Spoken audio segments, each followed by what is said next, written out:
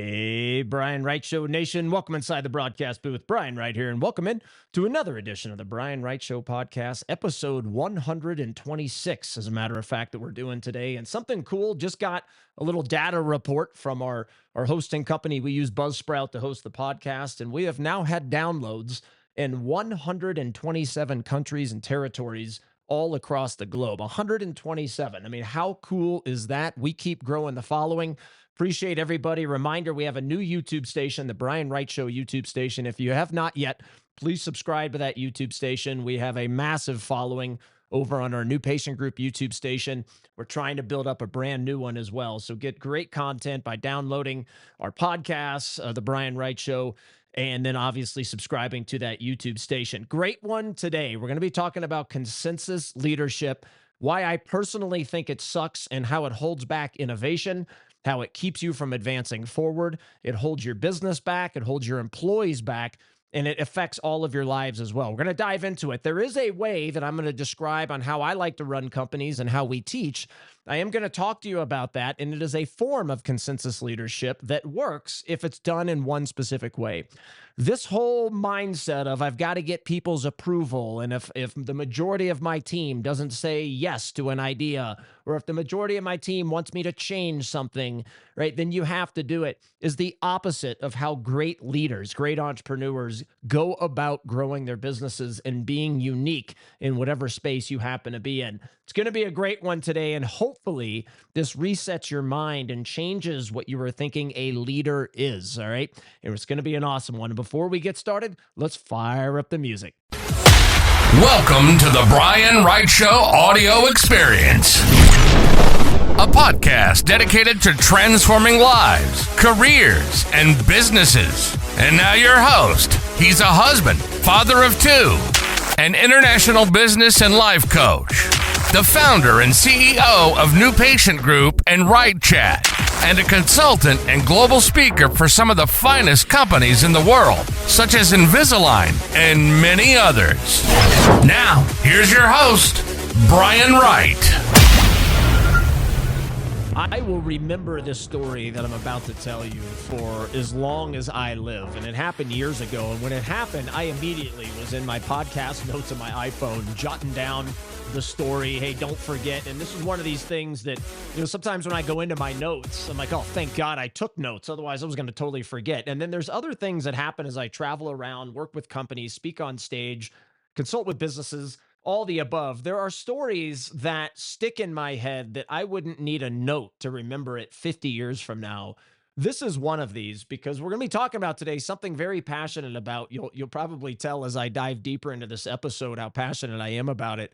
But gosh darn it, this story I'm about to tell you is so many of you out there are sabotaging everything you've ever worked for. You're sabotaging your businesses. You're sabotaging living a better life.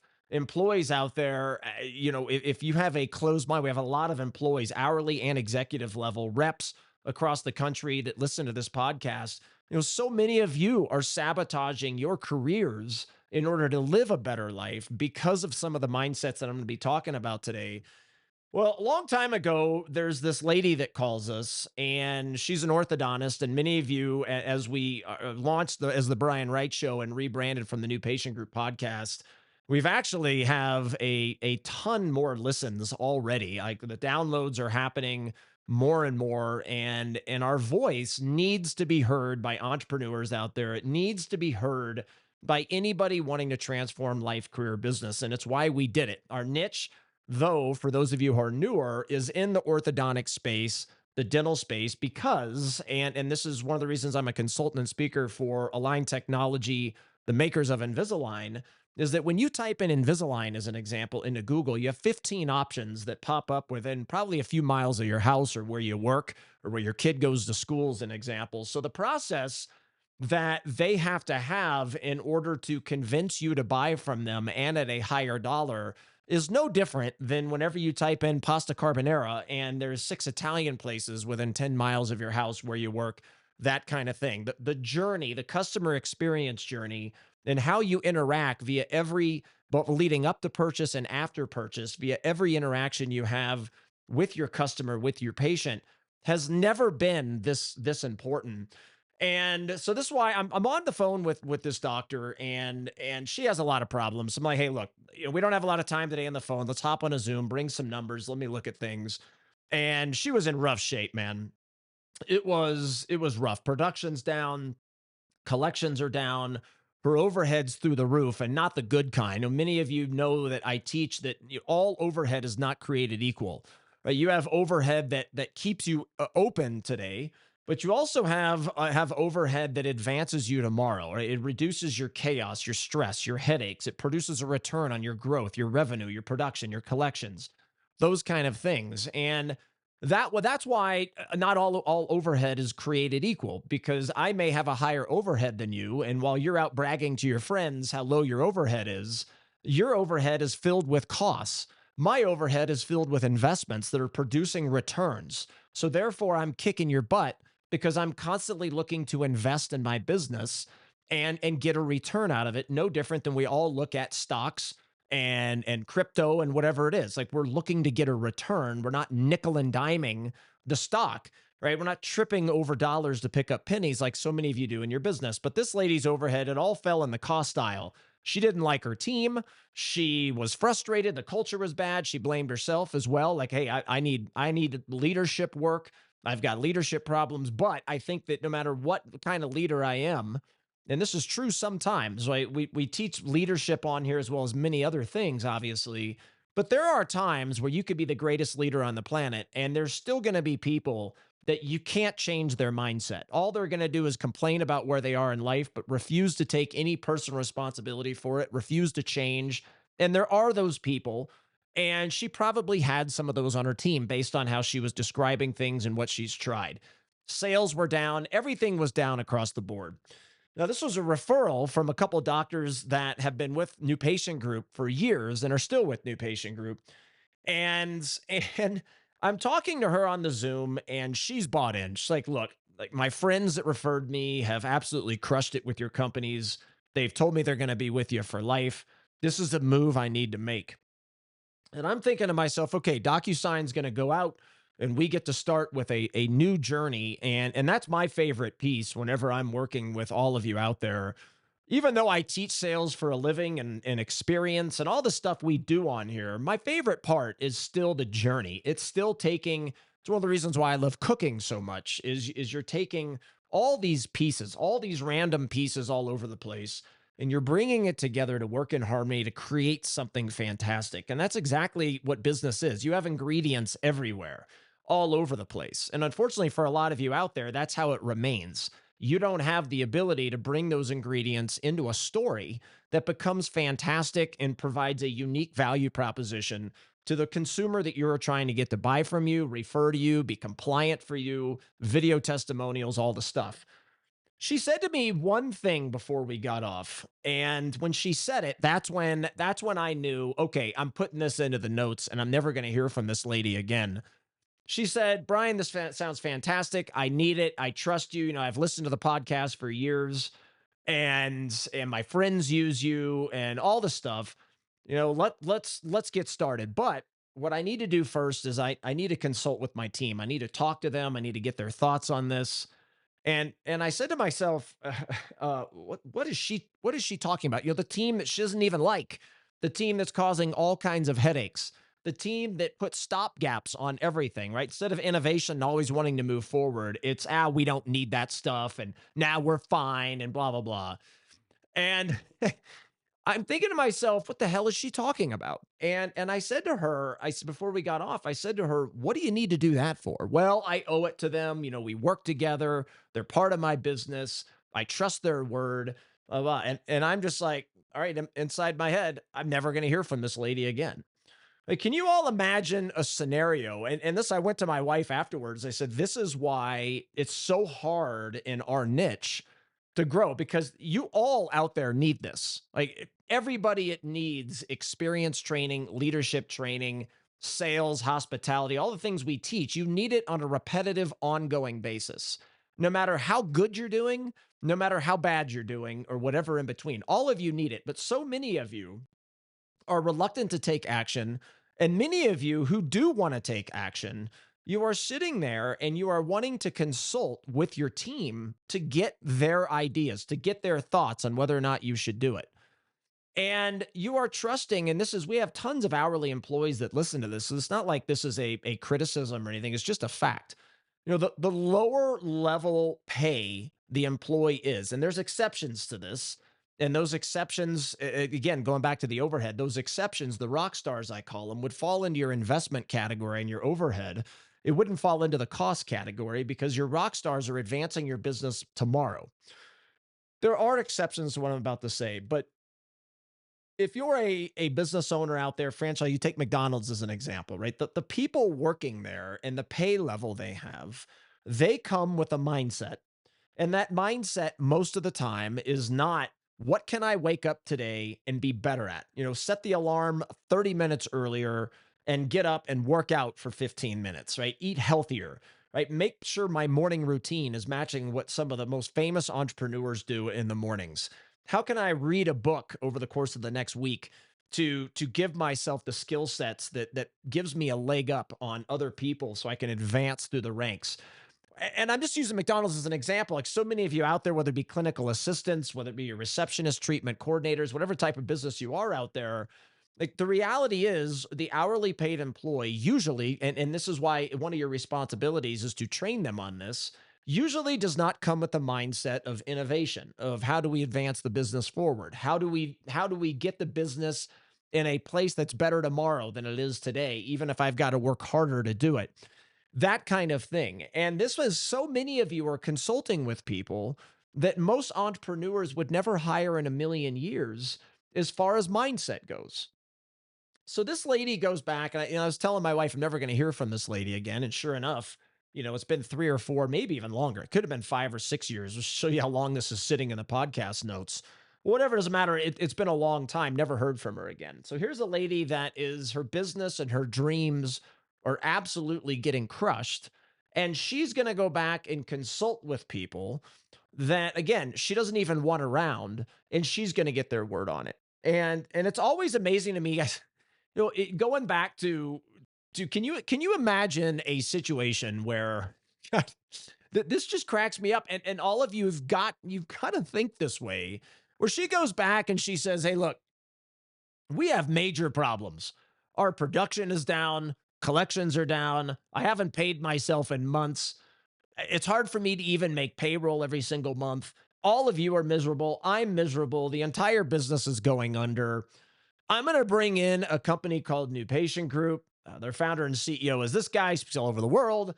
They're going to come in and they're going to make us role play. They're going to hold us accountable. They're going to work on and train us on skill sets none of us have really any expertise in, from leadership to hospitality to customer experience to customer service, which those are all three things very, very different. Consumer psychology, sales, all the stuff we teach. They're going to come in. They're going to bust our butt. It's going to be a long, grueling process. We can still have fun together, of course, during this, but it's going to be a long process. I trust them. Let's do this. What are your thoughts? Can you imagine them all going, yeah, let's do it. Yay, we get to role play, and we get to be consistent, and we get to be held accountable and repetitive and all this. Of course they're going to say no, everybody. I mean, most rock stars, even executive level talent, if you look at one of the number one traits of billionaires, they all have a coach. But if you look at most executives, as well as most hourly paid employees and everybody in between, that's the salary level, very few people have a coach. So you go from the smartest business brain entrepreneurs in the world that have a coach, and yet you don't think you need one. And it's amazing though, but listening to that, I hope all of you get your hourly employees are not going to want to do things that are going to innovate, that are going to advance your business, that are going to make them change, most likely. They're also not going to want to do things where a lot of these problems, they're fixable. No matter what your problem is out there, whether it be you can't make a sale, you make sales, but then you have compliance problems. You make sales and then your customers don't refer, your patients don't refer, you got leaky holes whatever it is. All of them are fixable. Every single one of them. There is no non-fixable problem, but you have to invest to get it fixed. There are ways, everybody, to make it better. But and this is what consensus leadership is in a nutshell. It's not, if you have 10 employees, it's not about, hey, let's get everybody's blessing. We got to be 10 out of 10. What consensus leadership is, the majority. And so if you have 10 employees, the whole realm of consensus leadership is let's get 6 to approve. We're going to try to get 10. Let's get 6 to approve. And if they do, we're good. We're going to go with the idea. But if 6 say, nah, we don't need it, then we're not. And so many of you, too, beyond consensus leadership, so many of you consult with people inside your business, whether it be your office manager, whether it be your treatment coordinator, whether it be your waiters, whether it be your chef, whatever the heck it is. You consult with people that are stop block people. They put the brakes on everything. They immediately go to the what ifs.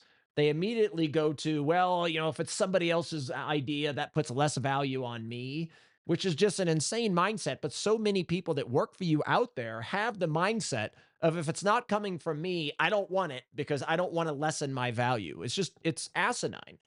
But a lot of you out there are consulting with the people that are doing everything to hold you back, to tell you why it won't work, to bring up the what ifs, to say, we don't need that. This is not about, you can't sit down with your team. And I'm going to talk about this here just a little bit further in the podcast. But this is not about, you can't sit down with your team and discuss things. I love sitting down with my WrightChat leadership team and talking about ideas and bouncing things off each other. And I love those sessions because my WrightChat leadership team are innovators. I've worked really hard, and we as an organization have worked really hard with my company, a new patient group as well. I'm just using WrightChat as an example. Really hard to create a culture where the people that sit at top, and I use top as air quotes. You all know how I teach leadership, and it's not about job ranking, and it's not about people at the top. A leader could be the janitor in your organization, could lead people better than your CEO. So it's not about rank. It's not about title. It's not about position. But right now, I'm just talking as far as our leadership team goes, our chief operational officer, director of training, IT, those kind of things. The conversations are brilliant because it's all about innovation. It's all about advancing forward tomorrow, because that's how you take better care of your customer. But I'm going to them because they're innovators, because I've worked hard to create a culture that has innovators, forward-thinking people that look forward to change, that will face challenges to get better, to go to the next step of leadership. So it makes the whole organization better, the agents, everybody. I'm going to them because I know they're innovators. Now, I'm still not going to let them make the decision. If I feel like it's the right decision, I'm still going to do it. But so many of you out there, not only do you let the employees run the business and keep you from innovating, keeping you from doing things that you absolutely should be doing, you're also going to the people that you know that you either don't even want around, like this lady. I mean, think about this, everybody. This is a lady that identified her team as being bad. Now, partly she's to blame because of poor leadership, but at the same time, I think looking at that lady based on some of the things she said, you could be the best leader of all time, and you're still going to have a few people that had to go because you're never going to change them. She's complaining about them and still going to them to make the decision for her and not to rock the boat. And so many of you do this. So many of you is, I don't want to do this. I may lose the one employee, and if I don't have her, how can I wait the tables? How can I see people in clinic? You do this. And you sabotage so many great things that can happen in your business. So many things that could improve your employees. Like a lot of your employees out there, everybody, they're like, just like I said, they're not going to want to do the things that are necessary to advance their skill sets to allow them to make more money. They think they can just walk into your business and say, hey, inflation's here, give me $5 more an hour. Like, they aren't thinking this way, no different than your kids don't think this way. And I'll talk about parenting here in just a second, but this has got to stop for so many of you out there. Stop asking for permission. Stop getting everybody's opinions and seeking out 95 different opinions to try to make a decision. Be a leader, be a visionary, do the things that you must do to make your business great, to make your team great, to transform their lives, develop your people, make them do the things they don't want to do. This is what leaders do. They don't ask for permission. And like I said, there's nothing wrong if you know and you've worked hard to create the right culture. There's nothing wrong with sitting down with your team and say, this is what we're going to do. What are your thoughts? Right? Now's your time to voice your opinions, because later on, I'm not going to take it anymore. Like, there's nothing wrong with it. But when you use that to guide your decision making, you are always going to fall behind. You are never going to run an innovative business because most people are reluctant to change, especially the lower somebody is getting paid. Their mindset is not designed in a way where they're going to wake up in the morning saying, what can I do today to advance my skill sets, to offer more value to the business, to increase my pay, to advance my career? They aren't thinking that way. Doesn't mean they can't. But most likely they weren't raised that way. Most likely they come to your business not thinking that way, which means it's on your shoulders to convince them to think that way and do the things you have to do to grow your frickin' business and stop asking for permission. Hey everybody, Brian Wright here. Hope you are enjoying today's episode, and I want to talk to you about our iconic event. Registration is open. You may have heard this on previous podcasts. We're already having people sign up. Don't miss out because we cannot take a lot of people. First priority is our customers, and then and only then do we let out outsiders. If you're a customer, I'm not talking to you. I know you're coming, all right? You're going to be signing up. But if you're somebody that's not currently part of our customer family, this event is the best event you will ever attend. There is nothing else like it in our niche. You will walk away with career, life, and business transformation skill sets that you can go back, regardless of the business you are, and you will forever be grateful that you attended this in October. In Nashville, Tennessee, we have an awesome hotel lined up, a lot of cool activities that we're going to be delivering you, and this is a cannot miss for you and your team. This is a full team iconic. At minimum, we want you, the business owner and the leadership team, right, that you consider your leaders, to come to this event at minimum. But registration is open for your full team. We want to see you there. It is going to be amazing. Like I said in previous podcasts, I want you to think Shark Tank entrepreneur. I want you to think Tony Robbins. I want you to get the head out of whatever industry you're in. Forget you're in that industry, and you are going to be blown away at the skill sets that you are taught. And we have had several comments. I can put some in the description below. You will see several comments that they will never attend another event other than Iconic again, because there is no other event in existence that can keep up with the content that we teach and the role plays and the personal attention you and your team will receive. We hope you're there. I'm going to put the registration link in below. Click on it, learn more about it on the landing page, and we hope to see you at this year's Iconic event in Nashville, Tennessee this coming October. And now let's get back to today's episode. Now let me talk to you about the other side of consensus leadership that I do believe in, and I think is really good if you do it the way I'm about to describe, while also not letting it guide your decision making. So I just got back from, shout out Dr. Eric Howard, just got back from an on-site coaching session with them. And he does something really cool every other year as kind of a reward for his team. He brings them up to his beach house and does some cool things, brings in speakers, things like that. Well, this year they brought me in as the speaker in a coaching session, and we cooked for his team and things like that. And we introduced a new concept around something brand new. I believe it's a major secret sauce we teach over in our niche in the orthodontic side, dental side, is a brand new type of consultation that we're teaching that is all based around consumer data, and it's really cool. So what Eric wanted, and what I love doing, and I do this in my organizations too, is kind of an inspiration speech, kind of a why are we moving towards this? And he wanted his whole team there to see it and be a part of it. And as we cooked at night, we talked about the coaching session and what we talked about. And we had a blast. It was absolutely awesome from A to Z. But he didn't do it, and I didn't want to do it because we were hoping to get their blessing and hoping to get them go, okay, I agreed, let's do this. No, we were going to do it, and he was going to do it regardless. So you see the difference. And this is what I love doing. Like, I don't love walking into my companies and go, here's the idea, we're doing it whether you like it or not. That's not what I'm teaching all of you. That's very different. That's running things like a dictator. With a lot of the generations today, it doesn't work. It's not the way to do it. It's not the way to inspire, and it's not the way to run a good business. So if you have an idea, presenting the why behind the idea, which is what we did at Eric's, right? I had all these, the data points from today's consumer around video marketing, attention span, experience studies. We said, how can we use all that data to transform the customer experience journey, which means every interaction before sale and after? How can we transform all of that to look very different than the other opinions? And as I did that, the team was like, oh, wow, this is really cool. I totally see it, understand. That's not why we did it, though. Now, the idea is going to work much better if you get buy-in from the team and inspiration, and by delivering the inspiration, the motivation, like I did with Eric's practice. Obviously, it's going to be easier to get your idea implemented faster if everyone's like, hell yeah, I see it. Let's do it. That is totally different than saying, all right, Dr. Howard, Eric, let's go to dinner here. I hope this idea works. Hopefully your team allows us permission to do it. And that is what so many of you do. You sit there and you ask for permission. So the idea is inspire, motivate, give the reason why we're doing this, and then say, hey, we're doing it.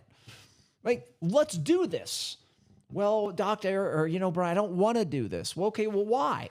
All right, I understand that. Here's some reasons why to think differently. We're doing this. You hope that your team is on board, but never do you get their permission to make the necessary moves to advance your business, to advance their career, therefore advancing all of your lives.